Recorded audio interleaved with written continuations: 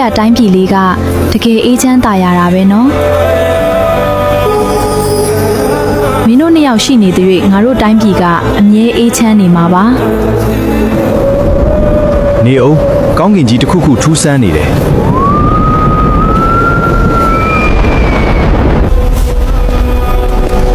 ဂျွန်ဆုပ်မင်းရဲ့သွေးကြွေးကိုဆက်ရမယ့်အချိန်ရောက်လာပြီအဲ့ဒါစိန်ဖြူမင်းသားပဲသူလက်စားတစ်ချေဖို့ပြန်လာပြီမင်းဘလောက်ပဲအစွမ်းတွေရလာပါစေငါတိုင်းပြည်ကိုဖျက်ဆီးခွင့်မပြုဘူးဒီအစွမ်းကိုမင်းခုခံနိုင်မလားကြည့်ကြသေးတာပေါ့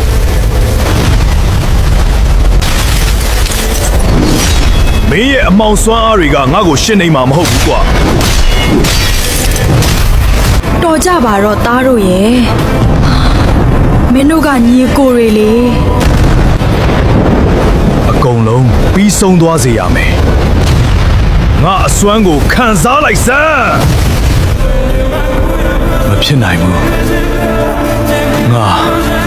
ငါရှုံးနိမ့်သွားပြီဒီ